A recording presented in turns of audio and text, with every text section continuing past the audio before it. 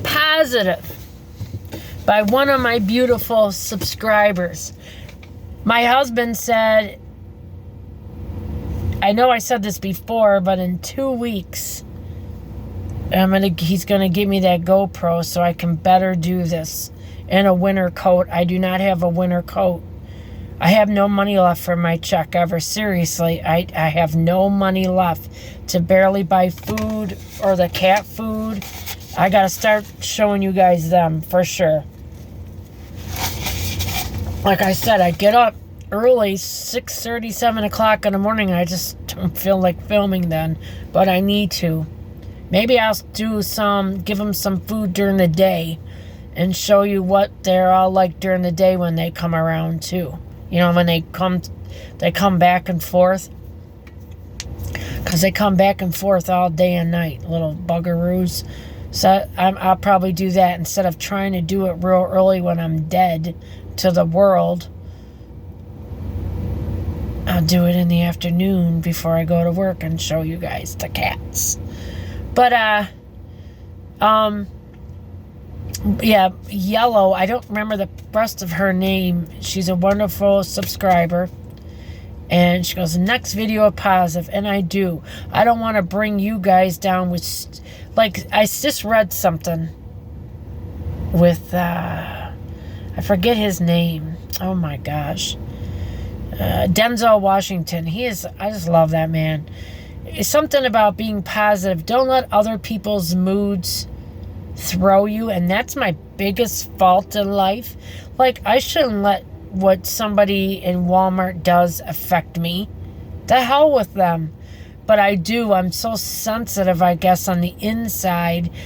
I want everybody to be happy when I'm happy, I guess. Or I try to make them happy. Or when they're mean to me, I don't understand why they're mean to me. Because I got to understand, even if I'm being nice to them, sometimes they're not going to be nice back because they're going through something. And I got to accept that and move on. It's hard. And especially when people are really ignorant. Like the Walmart situation. And it was one today, too. And I said to her when I went in there, if I wouldn't have said hello to you, you're supposed to be a door greeter and you don't even say nothing. You just stare at me. They're looking at my feet always because I got flip-flops still on and it's colder out. I'm like, say hello to me. And then after that, I think I made friends with her because I talked to her again. And then I talked to her when I was going out. And then she was all happy. So it's almost like I got to sit there and just keep putting myself out for people to make them happy. And I'm okay with that. It's just the thing when I get meanness back, I get aggressively mean then. Because I just feel there's no reason for it. But I got to still remember in my head, I don't know what they're going through. And sometimes you just being nice to somebody doesn't mean shit because they're going through some real bad crap at that time.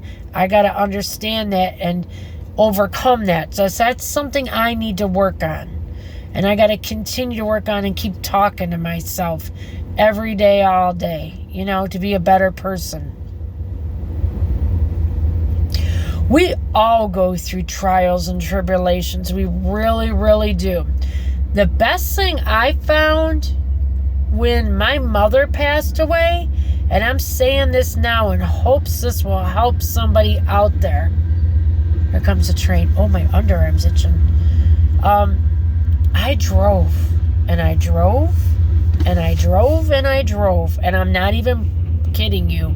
Because for some reason, driving like that aimlessly, looking at pretty houses, gave me inner peace.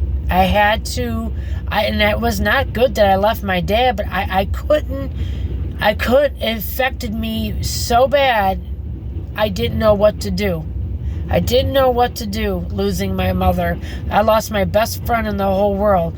And by driving, it would calm me. It would give me inner peace. I used to drive all up and down St. Clair Shores because they got pretty houses right on the lake. So many houses on the lake were just beautiful. Just beautiful houses. I haven't been by there in years. I wonder, and when I used to work in a nursing home, actually down the same street my crazy sister-in-law used to live on, still has a house on, was one of my residents' daughter lives on the end of her street on the corner. And she loved me to death because I always looked out for her mother, and she knew, like, what has she got to live for? She's 80-some years old. Her name was Pagoda. And I always used to sneak her ice cream cups and little milk, and she was like lactose intolerant, but her daughter wanted me to give her that stuff because what has she got left to live for? That made her so happy, getting that little small container like that of ice cream. Oh, she just loved it. Or some graham crackers or cookies. I used to sneak that to her all the time, and it put such a smile on her face. And I did it to all of them. And her daughter was really thankful that I would look out for her mom like that, you know? And that's what we're here for in life, to look out for one another. So when somebody's crappy to you, learn what I need to keep learning is maybe they're going through something that we don't understand. Like I said, the best thing that helped me when my mother passed, I drove and drove. I think I put like 20 or 30,000 miles on one of my cars that year. I don't have that car no more. I forget what car it was. I don't know. I forget what car, but I drove, like I'm telling you, drove and drove. And that gave me inner peace. That gave me inner peace because I couldn't find it. By losing my mom, I didn't know what to do about it besides reading too. I read all the books about life after death, and I still believe in that. And they say, well, you know, if you're Catholic, you can't, you know, you're not supposed to believe. But Jesus talks about everlasting life. So we don't live on? Yes, we do. Jesus talks about it. Ooh, I cracked my knee. That was heaven. Jesus talks about it. So obviously, if my wonderful Savior, the person I love in this whole world more than anything, talks about it, it's true. But I just wanted to encourage you guys, if you're going through something, you lose somebody, do something that makes you happy.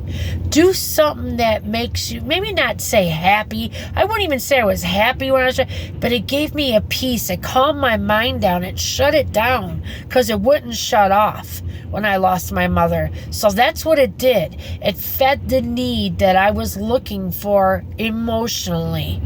That's what it did. So I just want to put this out there to encourage anybody that's going through a hard time.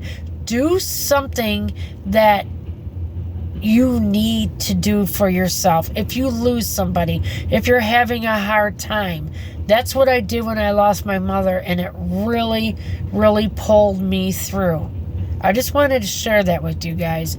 This is Lisa sharing life stories with you, and hopes and dreams and things that we all care about, and we're all striving for the same thing in life. We're all striving for a roof over our head, food in our stomachs, something to drive back and forth to work, and just get something new once in a while to treat ourselves in this world, to make us a little bit happy. That's all we want.